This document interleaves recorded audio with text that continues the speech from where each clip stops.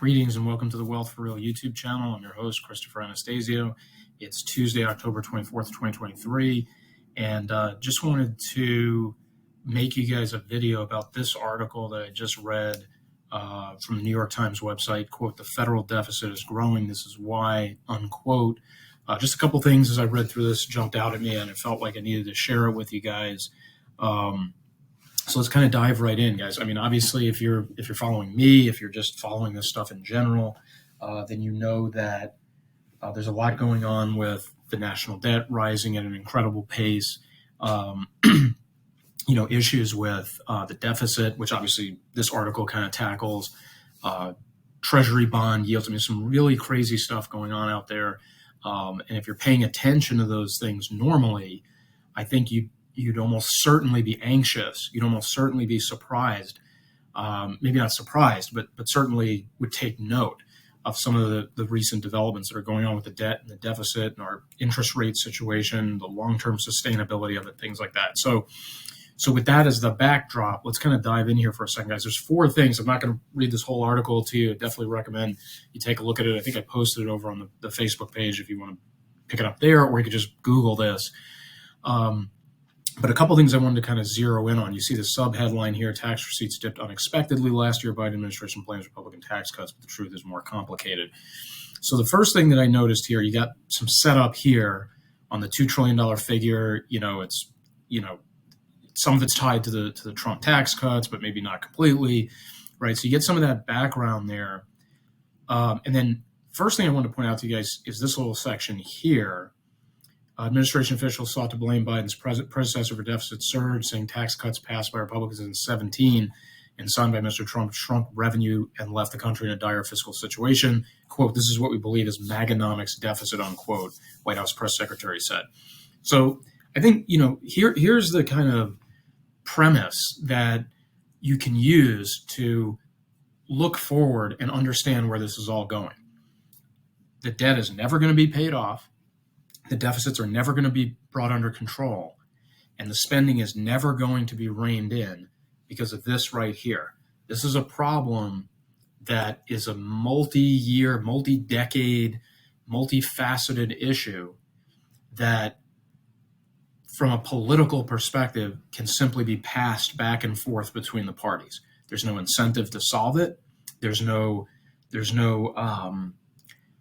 transcendent urgency or basis for solving it when it's simply easier to blame the last administration, when it's simply easier to point a finger somewhere else and say, the debt is because of this person, the deficit is because of this Congress, the combined fiscal issue is because of these other individuals.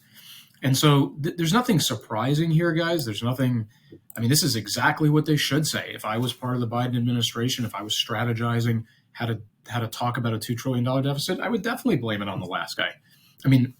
It's partially true and it's partially not true, but why bother doing anything differently? Okay, why bother actually trying to solve the problem and deal with the pain that it'll cause when you just blame it on the last guy? So this is why you're going to see this situation continue. Okay, this is exactly why this entire problem is going to go on and on and on. Is this right here? Next thing I want to show you guys, this little slider here, inflation FAQ. So what is inflation? Okay, inflation is a loss of purchasing power, meaning your dollar will not go as far as tomorrow as it did today. So right off the bat, guys, as I understand the definition of inflation, the people who I follow online that I respect in this area would never define it this way. Inflation is the expansion of the money supply. And that's the going forward premise that I use, that I have consumed online, that I have come to understand. But this is how it is thought of in the mainstream. And yes, inflation and an expanded money supply with velocity, speed of transaction, leads to the loss of purchasing power over time. That is the byproduct of inflation. It is not the essence or the central definition of inflation. So you have that issue right there. Then, what causes inflation? It can be the result of rising consumer demand It can also rise and fall based on developments that have little to do with economic conditions, such as limited oil production, supply chain problems. No mention in there of expanding money supply. No mention in there of sending false artificial signals into the marketplace, like keeping interest rates at 0% artificially for too long, or the Federal Reserve inserting itself into open market operations, buying and selling, bonds, securities, car loan, whatever they had to do during the pandemic, especially. There's absolutely no mention of the distortion caused by a central bank like the Federal Reserve, and boiled down to its most simple premise, the expansion of the money supply. It's nowhere in this definition. This is how you know we have no chance of solving this problem, because we can't even get to an accurate definition. We can't even baseline and establish what it is, like where it comes from. We don't even agree on that. It's not like we know where it comes from. We have two different ways of solving it, right? As long as these kinds of definitions get promulgated by mainstream publications like the New York Times, or just by government officials or whomever it may be that's respected and authoritative, it's not going to go away, because nobody even knows where it comes from. People are blaming the wrong things as to why, we're blaming consumer demand for inflation. We're blaming limited oil production for inflation. This is, it's beyond the pale in terms of how ridiculously short it falls of framing and establishing the problem by which we could then try to solve the problem. Okay. So the next thing I wanted to show you guys, those two items there. Let me just kind of sift through this. Yeah, this is sort of a fun one, I guess you could say, in the article. Actually, a picture of the national debt clock. And this is back when it was a little under 33 trillion. So that probably was about a year or so ago, is my guess, something like that. Sometime in 2022, your family share is over $350,000. So this national debt clock is in New York City. Forget exactly where. You can see the caption here, which we'll come back to in a second. $711 billion last year to pay interest on the national debt. So that leads to the last couple paragraphs. So total federal spending grew like that. So these two paragraphs here, when you read these, total federal spending grew by 2.5%. One spending category went up sharply.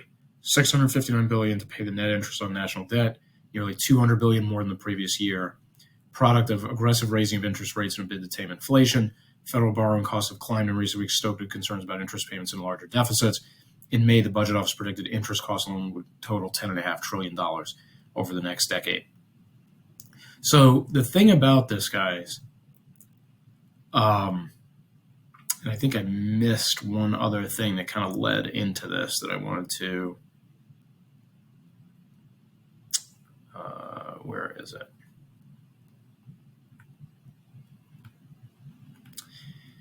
Okay.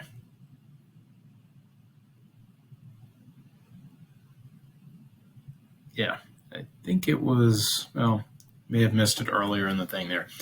So basically, what this is talking about here is the issue of, we have this enormous debt, over $34 trillion now.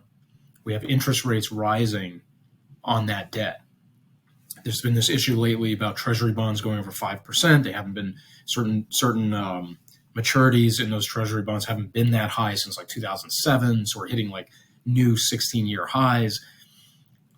That's essentially what's being referred to here, because this interest payment line item is getting bigger and bigger and bigger, and it's eating up more and more and more of the pie. And it's mentioned here at the end of the article, but it's downplayed simply because it comes at the end, and there's not a real analysis of what this means for us and why this is happening. And so I thought this was interesting that they at least talked about it, but they didn't say much about it. They didn't go very deep on it. $659 billion, 200 more than the previous year. Okay. Borrowing costs climbed in recent weeks. Budget office predicted. Okay. So there's a mention of it, but it's not dealing with it with the sincerity and the urgency that it needs to. So just wanted to kind of drive that home for you guys at the end. I did find the other section I wanted to point out to you guys, and that's this one here. So this paragraph right here, guys, government does not collect, I'm going to highlight it. The government does not collect nearly enough in taxes to fully cover the cost of federal programs. The gap is expected to grow as millions more Americans retire in the years to come, raising the cost of Medicare and Social Security. This right here, guys, and I just posted on it a couple days ago, so it's not far down the video feed in the channel here. This is the unfunded liabilities. This is the $194 trillion of unfunded liabilities that don't even show up on the United States' balance sheet yet. It gets two sentences here. $194 trillion, two sentences. Doesn't collect enough in taxes. Gap is expected to grow. Okay, so how are we going to pay for it? We don't collect enough in taxes. Where will the money come from? We're going to inflate $194 trillion, give or take a few trillion. So this right here, guys, it's notable that it's mentioned. So I'll give a mustard seed of credit to the New York Times for saying this. Okay, and it's not a secret, but it just isn't talked about that much. It's not really dealt with, right? So they at least mentioned it. But there's absolutely nothing in this two-sentence paragraph that is enough to take the casual reader into a new headspace and say, wow, how are we going to actually deal with this? How are we going to deal with $194 trillion of unfunded liabilities? There's not enough here to give that person that orientation. So it's a throwaway, it gets a check mark, and that's it. And so thought this was really interesting here, guys, especially since I just posted about the $194 trillion. I think it was like late last week or something like that. So anyway, guys, check this article out if you get a chance. Would love to hear what you think about it. I would love to get your impressions of it and the whole problem as a whole. So thanks for listening, guys. Until next time, I hope everybody has a great Tuesday, and we'll talk to you soon.